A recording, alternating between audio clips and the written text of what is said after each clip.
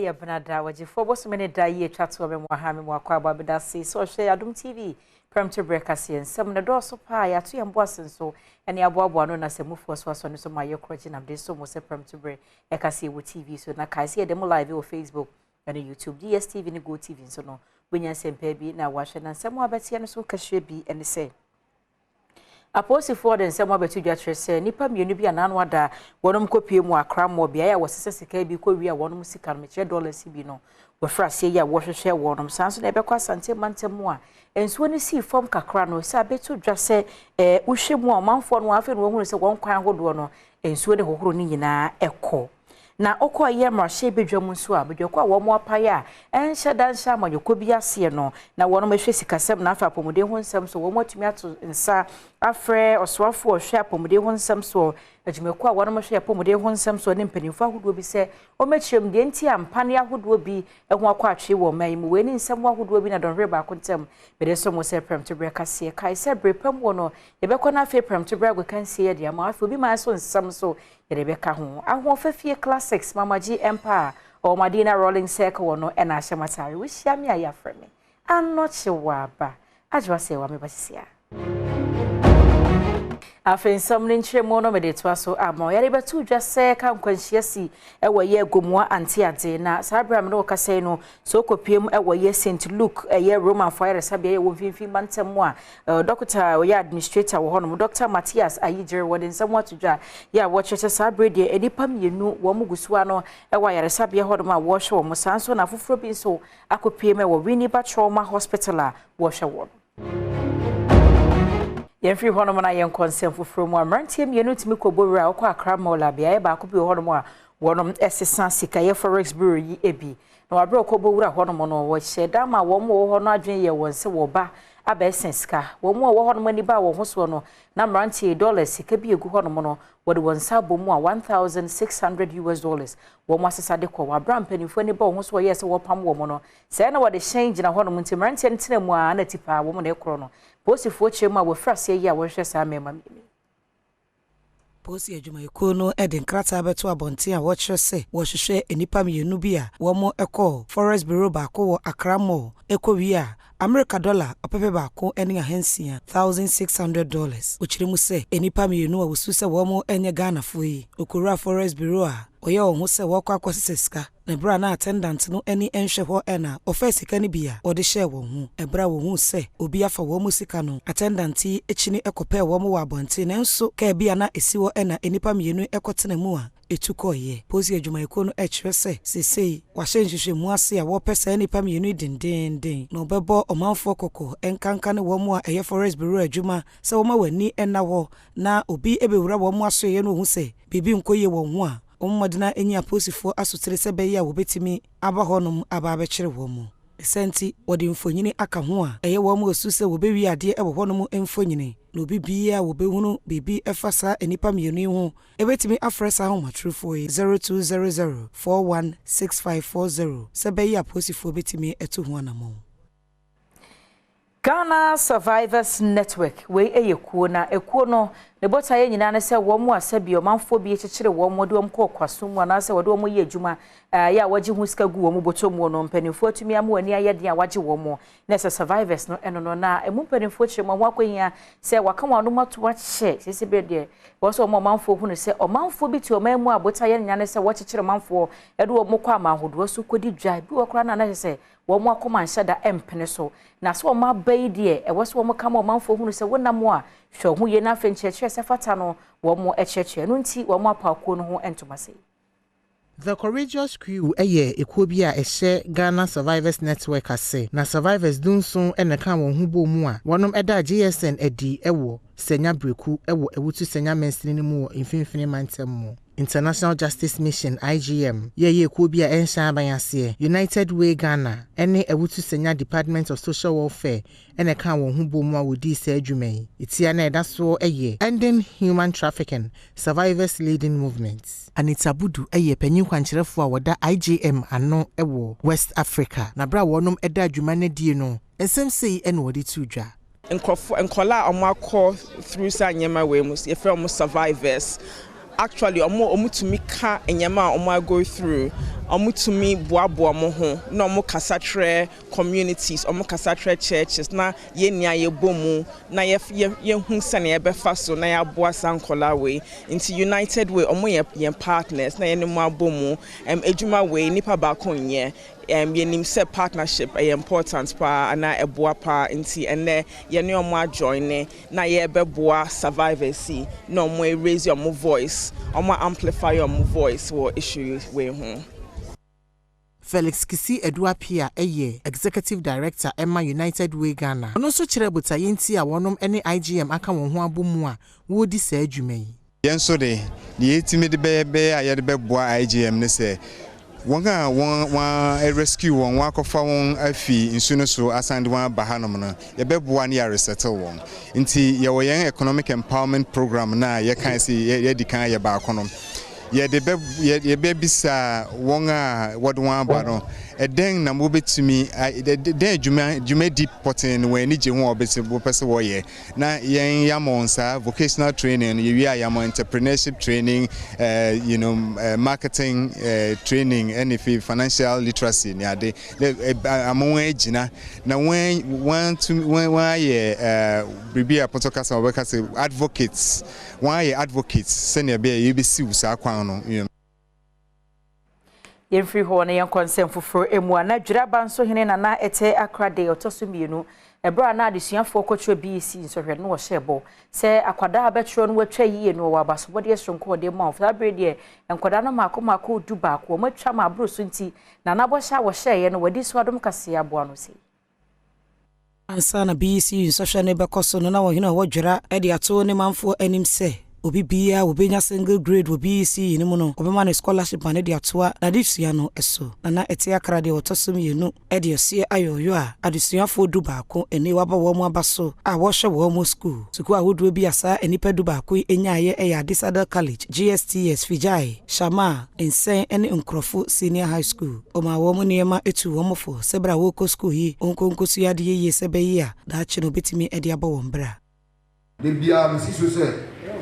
nkrachi fone onabana ye ni bi ohano alifu ka wana mputo na akachi kakra ko yewo etitifo abemu a ko betumi akoma ma kakra di san kora we ya moto exam ni na no ewie ye hiemu a ye yi bako du bako 11 omunya 22 23 okay san kora we no ye shishire bi se ebe chomo ade eye book no mo kwa ko yuzu wo school no English maths and science course subject and obi aye bi tinkora no sa ni pa 11 ni obi a sabe kabi enwachi adesuafo bi a onya asado ye mu chefa enso ene Adom Kasee atwetwe enkomo dan na mase ni edi kan me dan na ho ase so mo di ache ya aboa e se enye nkofo nyina no betumi aye saadi we di aboa e ase enye obi mana aye e di aboa e ha e dan ase pa na fesu ache dan no di amane na beboa mfi se bram work classes ena ma me ka baby nti papa nkwana na wo hwe ache do na na di amane beboa e for yen bebre na ufuni niska school po abenya nto trouble sin mpampo yen niska nto enso ya dwen busu mpo a ebesu awo school mo so na ma ebi efi ne beboa me ye ho nsom akwa anim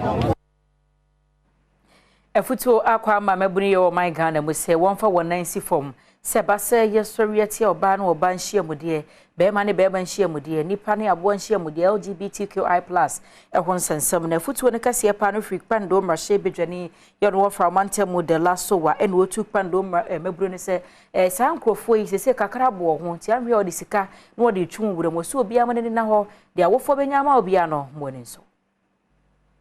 Emrahye bedwani wo pando abato mpesua so wo fra mantemu ma me de la so wa etu ni manfofo se wontwe won emfiri emane ma ene mema ne mema nhyiamu ehu de la so wa eka Emrahye bedwafo enwotwe a wo mo twere nkrata de koto Emrahye bedwafo enim efa LGBTQI+ ensensem ehu efutu a wode ma omanfo enkanka ene mabuno no ene se wo mo entwe won emfiri LGBTQI+ hu isanse etia Ghana amamre ene amane ya emfa nsunsuanso pa emre onipa bia enchirimo wodi tujwa enie You won't say, no. Maybe anyway, better on my so into this traditional authorities, no. Yeah, ye chobisa, Rebecca say, what the thing about chronomun say, ye purification is normal. You see, I know ye say, we can take the law into me hands, or won't you be sana, and I call boom on now, but I say, ye tina, ye fan call Emma, na no, try no. Now, almost say, apart there or practice again. Then prescribe penalties are ye de bemano. Yan yes, ye chobi crown suspicion. You bet me a bull free, and I link you. Sena adeno call other countries no. Ye better yen best say ye culture and ye values Ghana. Ghana for no yen say, Bearman to me worry Bearman. Oba so me worry Oba. Na ye gis adeno to one, not just a ye culture. Atuchuni. Enye bibia broni ye no ye papa. Say yensu ye tre broni no say yensu ye wo ye culture.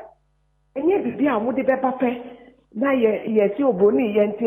yesu ye be ye bi. Baby. The address no Adom Church yenko Prince Owusu na wo tiptoe lane. On say Nigeria for abatwo no nura say nim worship ye eguso wo mo ebedi ntwa di ntwa wo mo so je say ekoye mo so akoye amomo ono mo di nkoba busasa nye bia no aban no anane no ete say Prince wotime nka so mo na monto aso mo life enne ye di tiptoe lane ene de brew enne asema ye hwe ne say Nigeria abatwo a ekoso no ye beje eye Nigeria fo a wo mo Ghana ene Ghana fo so adwenkyere e de afa abatwo no. Are you surprised of the elections in Nigeria? What is going on? I'm highly disappointed in the INEC. You understand? In the INEC and the president of Nigeria.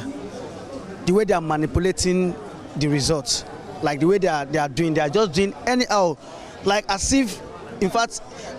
it's not a democracy in Nigeria. Like I don't even understand. If you check, starting from the fighting, the way they are just doing anyhow. They are even telling the INEC that the result is not correct. It's not care about it. This election, in fact, I'm really surprised because they are rigging it already. As I'm seeing it, they are rigging the election. Yes, the way I'm seeing it, they are rigging the election, and it's very, it's so sad. I will urge United Nations, the whole African countries should stand up and fight for Nigeria because it's not easy. I will not lie to you. Are you surprised yourself? Please come close. Come close. Personally, I think the commission who has the power to conduct election has performed below expectation. If you notice, many of the young people who have not voted before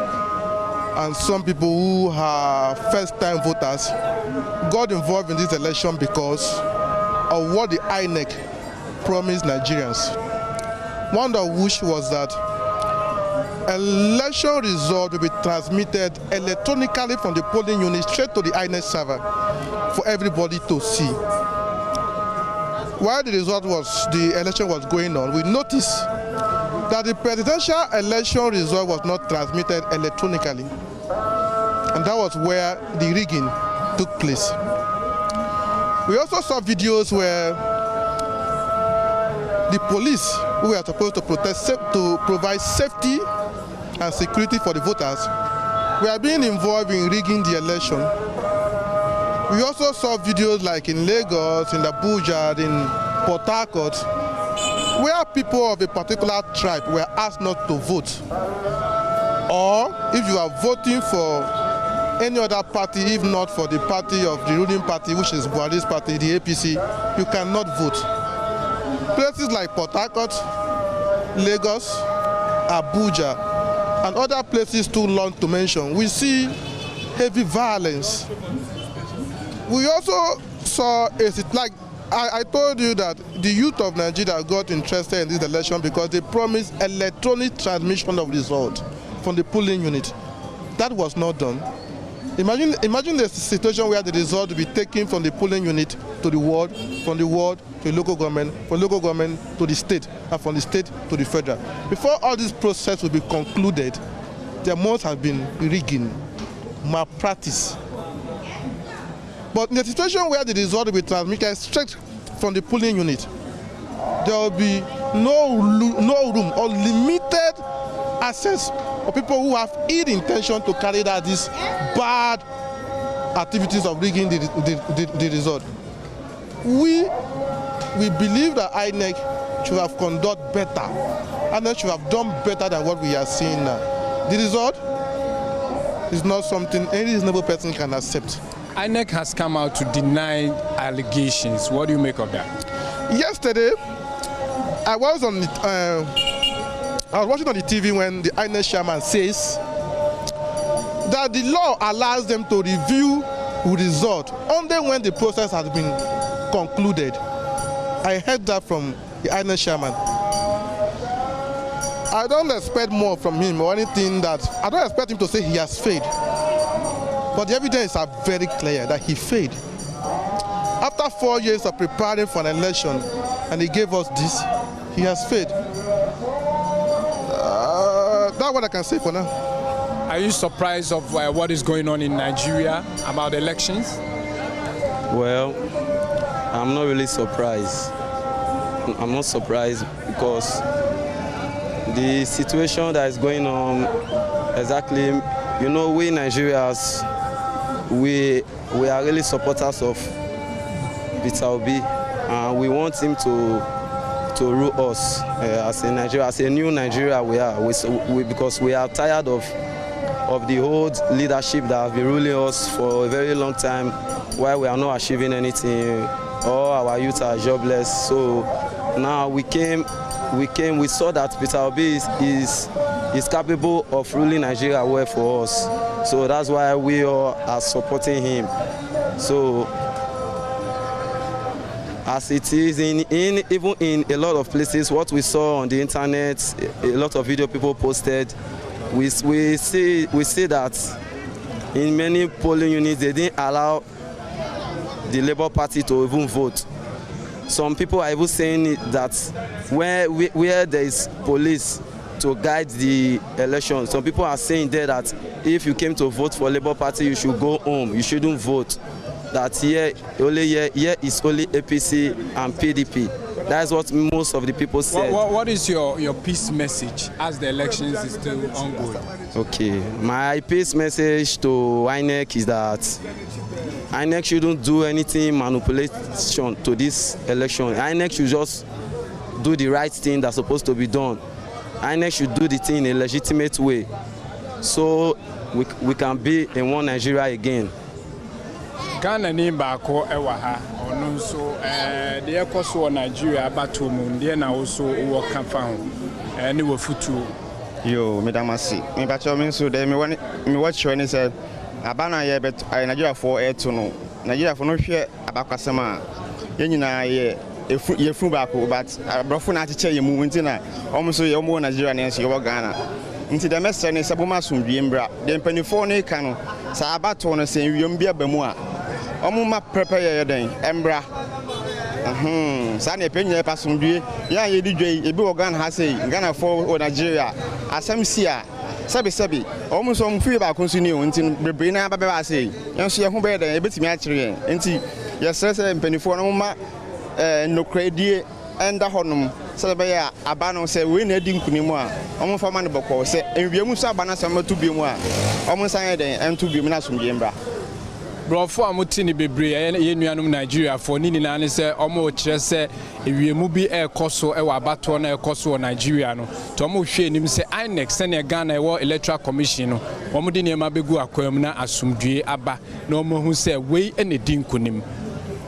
Adom trotro e wo tipto lane omanfo a kire wo mo adwene no se trotro eye mana se mate atimu a mate no egisu se away. There's a Prince Owusu no Nigeria for be. Yeah, what tiptoe lane edi nkomo. Ye free one man yan consent for emwa. Wonoma edua atia wo maimu wo ye ho adwuma esade bi kwa amahodo so koton wo de adehwede mo de ato adwuma kwa pa no maimu ni se wo monhwe na enema edi kodwa so se de muduo sete se de mpanifo ahyato wo se eye no se de etie pepepe wo mo na ehwe ye Ghana Standards Authority no se ase o my Ghana atia no a yedua wo hase no nanimu ya ye ha wo wiase ama adwa so ntimpanifo we na nsese ye no obi a wo ye ho adwuma no woni so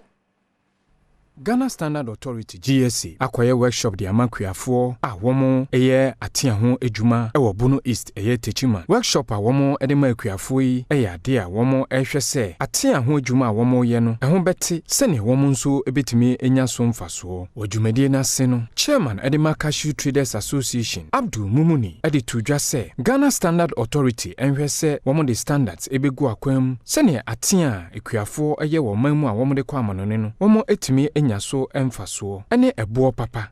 yes rese Ghana Standard Board Authority no say no obi biara on bohu se wajoso na scale ana wa free na scale krampo no omo mamra ene ni no nche no because a man sa okoye calibrate scale na okoya no asan ye but the chidipa no dia the said na omanya sa act 1028 am se de be dis na adwuma no they say ye Cashew for ye so ye wa act 1010 Enti yabesra aban na Ghana Standard Board Authority said this year calibration number no obi biara na scale nya bi omo mamra no eni no. Bono East Regional Minister Kwesi Edujan enso e de futu ema Ghana Standard Authority. It is a say the onus is on us as a government to make sure say the regulatory measures come up with devices and tools. Yebetim di monitor na yedi assess the products in the market. Regional Director Edema Ghana Standard Authority ewo Bono East Maami Tewia enso edi nsemse na tudwa. Say yede scale no ye verifier ma pepepe ye ebadwedie mu asumdwe ebadwedie mu inti baya enka say inti ade na me koton no me boka anase me nya ho faso bia so ka say onya ho faso bia na fio say Cashew farm no ndo bioma wandra baya no obetumi eye bia ton ana onye bia nton inti the verification of these skills no ensure fairness in trade ene dia asumdwe eba inti ase ye adwuma pepepe ye edimo Yanko asante mante mahinkro kumase ye kogina bro no efre ne sa de mra omanfo bi e wo hodom ne nkruto bi e ka ho no se de wano demu a wo su wo ha wonyina ne se ensamso bi e wo ho ha amna donkodonko atwa nchen no e ha dwen pa wo se nsuo si fom no mahu ne se amna no emu baya na e baya ma kwan no so fakra no aye hu na akwa asante mante mo a Love FM ye nua be ma na boachi Adom ho no na abo ansem na no se ye aye de so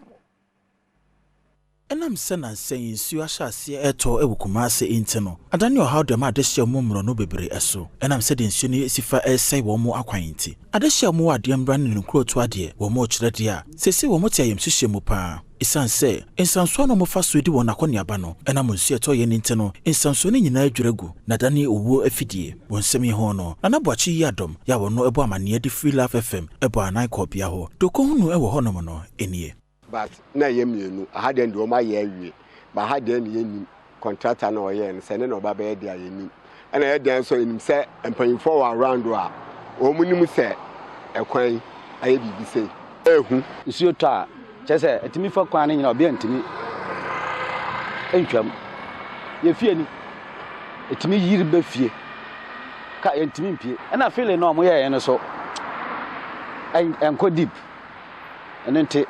ama se nsuo ni didi ase na anda bubububu saa no te ene de ha de bridge na ha wo ha pa ya yete yan de this radio se nka ban no embahwe na onye ni ye nte esre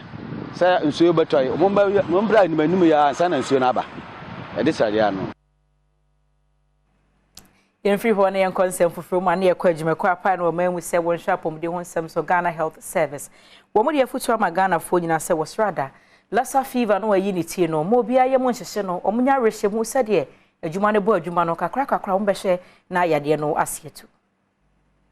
Director of Public Health Awo Ghana Health Service Dr. Franklin Esiedu Bekwin edi futu ama omanfo a womu enya symptoms edi fa Lassa fever ho se womu nyentem enko ayaresabia na womu enhwom abra wo kasa ewo yenuanom Joy News dwumadi a yɛato ne din sɛ Pulse no wɔde to dwa sɛ so bi enya Lassa fever bi a enema bi ɛdaadi no nipa no eti ɛyɛ ne ya ne tɛkyerɛma so ɛyɛ kuro ne fuma ɛyɛ ne ya anaasɛ saa nipa kro no mogya etimi etu no.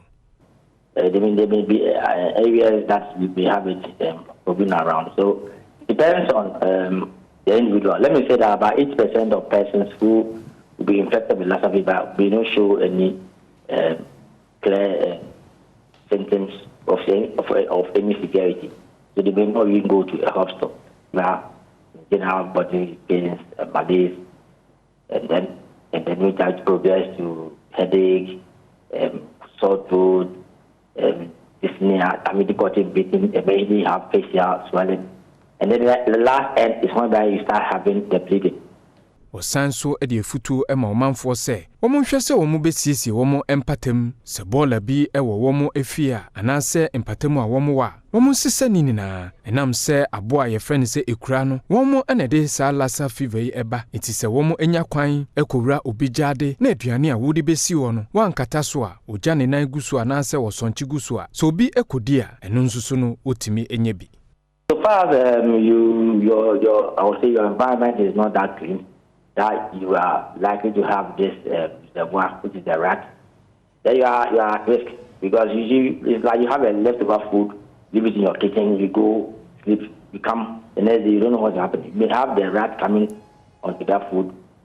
passing urine and droppings on it, and possibly you may not rinse it properly. Then you ingest, you may get infection.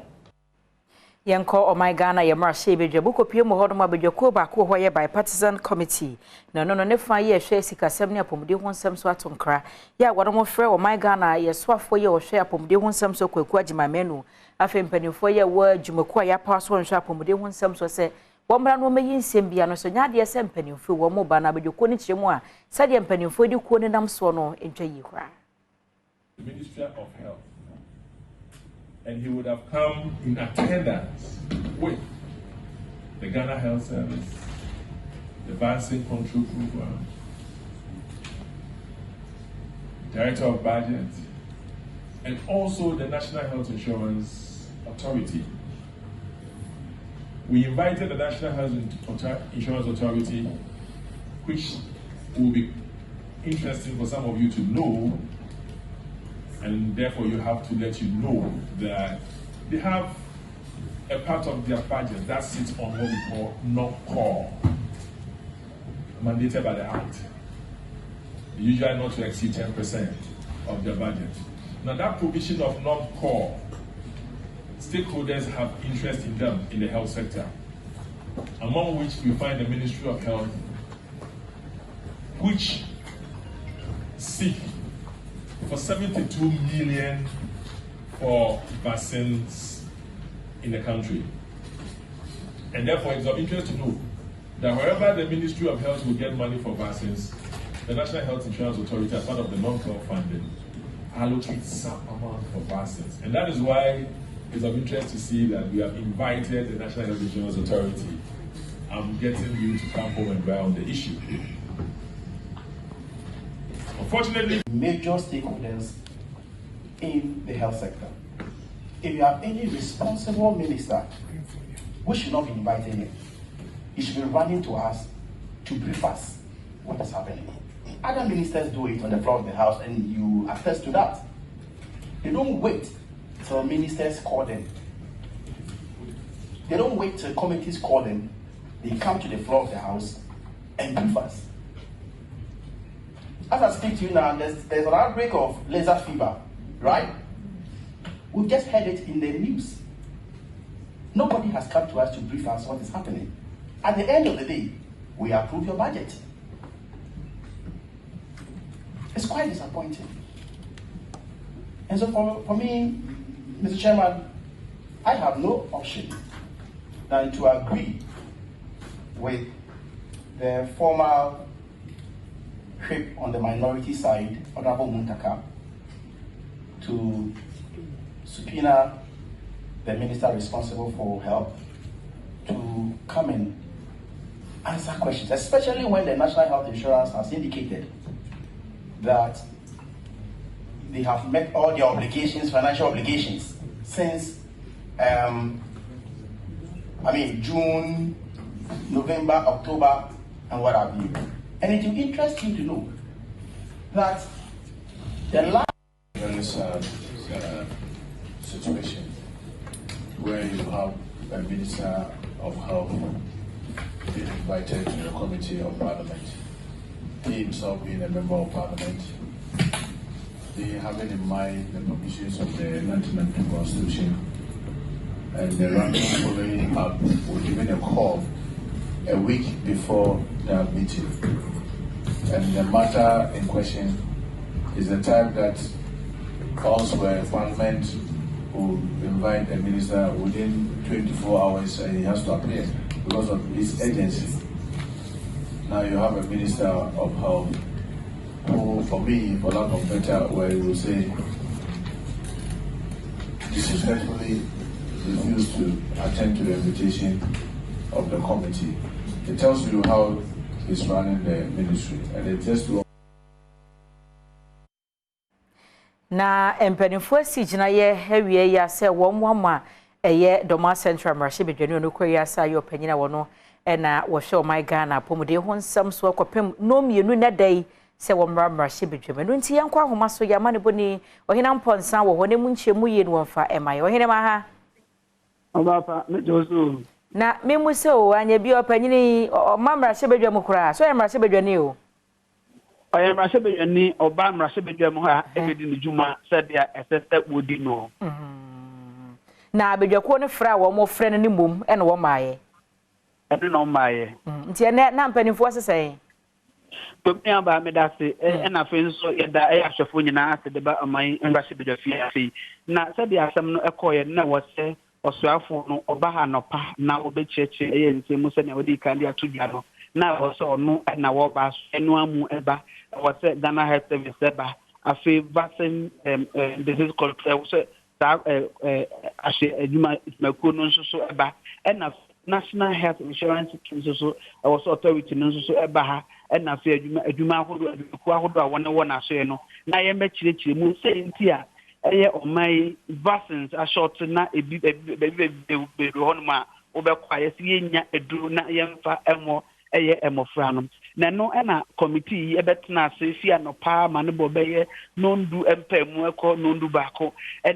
na chairman na ono no tie dwomu yewura afiye yu nana efre osuafo no ofre chief director na chief director ne ka kire ne se minister no eni ho entino enya ade minister no betimi aha na obebie nsem no ano na mu no wosere wo mu adafe wo mu amo bosomia ebesim no edi eye na makomako wotwe a na wone beba na wose community ni kyerem enya ade wo ye odwuma sa ase ye de nkrata abrew na ranking member no amu meche ye ru akwabna menta kan afa tetefo no afre minister no amu na wa kire no ebre potin ayehia na wantimi antro kranta amba wantimi anto obi hu no enya ade a woni ye wadwuma na sa enu nti committee no ekokokuo mu koye meeting na meeting no achinum ena wona kire se wona kire krata se sese ade akoma so no se ewie ya no mienu ntemu wo papepe no osuafo ne mbra na won be kire nse mu senti ne se ne edi kan wabu omanimutia wabu Marche bedwani animutia ne atoso mienu no nse ne se ensem a wona ka ho asem ne nsem ne ensem a ehia se ne se emofra ebi wo be kwa san mu esa ne se ya intimi nya vaccine pan wo mu no enu nso yo hawa ewu akabo no yentimi enkari ni sikamu na mo be ya pomudin abra mofra no anyia kosi mpempeso bi ne etoso miensa ne se ne ye wa asem mu se National Health Insurance Scheme kwa bafia abebo wa no ho ba se sike se woni etua budget a woni atinsan ye na wo so be tia for vaccine 72 million mu a wona tua ede ama eye edumaku esese wona ba na wode eye nduro ne ba wonte afia senti a esese sa nima we etimi ede koso enunti bebe ene 2 o'clock was a minister no oba na obebiebie nsam eni na eye Marche bedwani nso so eti afia ohene yada sini nchemu ade free Marche bedwam abrenti ene lata honomo se no mienu mu opanyini yi ba bibia bebe che bia no amayaso atin anu asemba kono so a editie ne se ne ye nyina ye mo se ye mame ji mensa afi yenhwe Oswafo ya wono en wo hwefo mo agudie tuo ana sensase ni mu adodode ho nsam nyina so no wone amanfo atwetwe nkomo na ye kwan ya ofa so ma Ghana fo hunu anamo wa wono mu atuo efa efo mo agudie tuo a na mra kwan so no kwan ya wo mo fa so atu ase na sade Adom Kasee edi akyire bi ni to deal with illegal small-scale mining. Thus, river bodies remain red zones for mining, while recognizant prospecting and/or exploration in forest reserves continue to be suspended, except in exceptional circumstances. 5 speed boats have been procured to patrol our river bodies. We are also implementing the minerals and mineral operations tracking of earth-moving and mining equipment regulations 2020. LI 2404, and we expect to track some 4,000 excavators and other earth-moving equipment. So far, a control room has been established at the Minerals Commission headquarters, and 75 excavators at various mine sites have been installed with tracking devices. We continue to promote responsible small-scale mining through community mining schemes. Last year, 14 of these schemes were commissioned, and last month, I commissioned the first community mining for the year in Bongoso in the Bongo district of the Upper East region. In the coming days, new community mining schemes will be commissioned in Bole in the Savannah region, Wa in the Upper West region, and Nangruma in the Northeast region. All these schemes are supported with gold catchers to help small-scale miners extract gold from the ore without the use of mercury, thereby being in accord with the Minamata Convention on Mercury. The National Alternative Employment and Livelihood Program, which President Akufo-Addo launched in 2021, is also being implemented to provide alternative sources of livelihood to illegal miners. The program employs several youths in the production of seedlings and reclamation of degraded mine lands. Currently, reclamation is ongoing in over 1,000 hectares of degraded lands in Ashanti, Eastern, and Western regions. This year, the apprenticeship, skills training, and entrepreneurship model of the program will be rolled out and is expected to provide training for some 5,000 youth in agriculture, technical, vocational, industrial, and mining skills. These gamut of measures have yielded some positive results, with most of our river bodies visibly clearing up and the turbidity levels improving. Ladies and gentlemen, that is not to suggest that we have rid our country of illegal mining. We have not. As we speak, the cartels involved in these illegalities continue to operate and are finding every means to outwit us. But we will continue to adopt the necessary measures to ensure that we come to grips with this canker. Let me assure the country, on behalf of the President of the Republic, His Excellency Nana Addo Dankwa Akufo-Addo, that we will not relent on our efforts in this noble undertaking. Development of mining communities. Ladies and gentlemen, the Minerals Development Fund continues to provide financial resources from mineral royalties for the benefit of mining communities. 21 local management committees, LMCs, have been inaugurated across the country,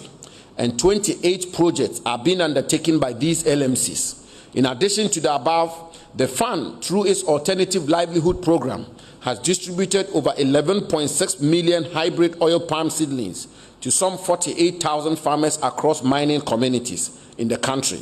The fund also continues to support research institutions to undertake research into mining and build local capacity for the mining industry. Apieti reconstruction. Following the tragic Apieti incident on 20th January 2022, government committed to reconstruct the community into a modern, green, and sustainable community as a model for rural development in our country. Construction began last year, and the first phase of the project is about 40% complete. This phase includes the construction of 124 housing units made up of 2 to 7 bedroom houses, a school block with sanitary facilities, and the construction of roads within the community. 106 of the housing units and a 6-unit classroom block are at different stages of completion, with some being roofed as we speak. We are hoping to move the victims of this tragic incident from their temporary accommodations back to their community before the end of the year. The recommendations of the Health and Safety Committee established after the incident, chaired by the Vice Chancellor of George Park Grant University of Mines and Technology, UMAT, Professor Richard Amankwa, are also being implemented and has led to a lot of reforms in the sector.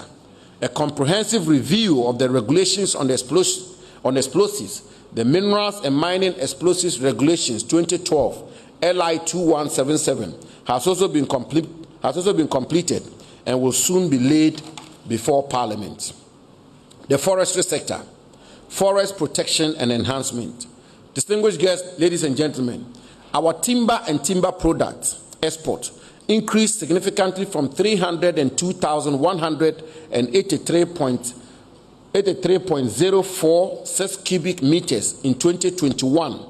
to 343,440.081 cubic meters in 2022. Na chese oswafo wono na wo hwe nsase ni mu adodode nsem eso Samuel Abuji napo na otis wodin nsem etudwa na de aduru so no Kobe Stone akomankra ba ko amaka ensuroja edra enro numero 1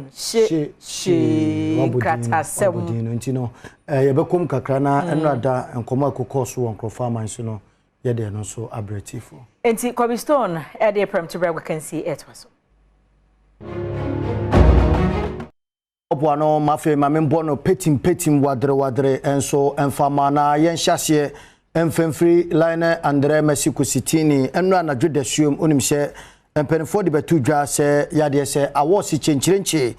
no ekoso ewo Paris no nese no eye FIFA Best Football Awards na enra da Messi empenfo pa no se ne modemo ekonkan ye pa ewo afia eno atwam no but enra ye behwe no na Messi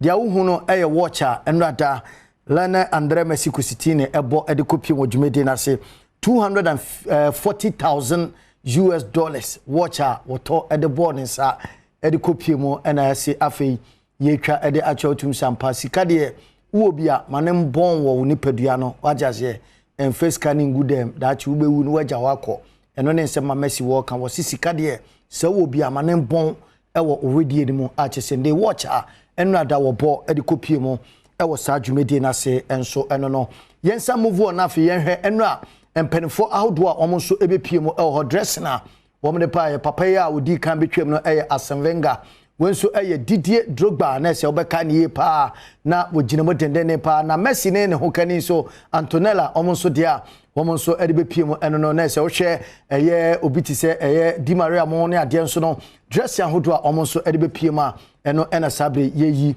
ede acho ne nipa ba ko enra na wo Messi in action eye Cristiano Ronaldo unim se ye kasei wotem e Saudi Arabia eden ye na ye awards e Paris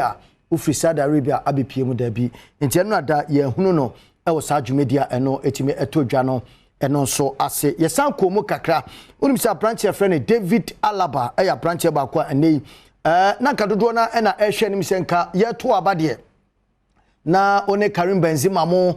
ene chese Kylian Mbappe mo wurum sa barande de ko ba ne sa branch no eto aba no edema lane Andre Mexico City ne se David Alaba na bato ananka wo mo hwese ebi obeto de afa ba bi no wokoto edema eye Messi na de tie ne se amanne dudo na nso ena etwabo abranche ne pa ene okọ social media ene ne hye so ebi so etutu bi edema ne abranche ne pa otumi se enya dia eno nso eda form kra enso hono mamefa o enwie ewo eye Mario Balotelli abranche no aso ya onim se bawa ena dodo na etade frɛ no na abranche esiakan edema eye Italian national team na wotwe wie yenso no team a oginamo esiakan ne ma omo kyerɛ se ekwan ne modern morning said ase with this time we hwie dodo enam so ema 4-0 ena omo edintwo ewo sa game a ekoso no mo enu ti supporters na omo hye ne ntade no in fact Jesia ne din ewachi no omo nyina aboa no na yesi da bi ene yenka jantum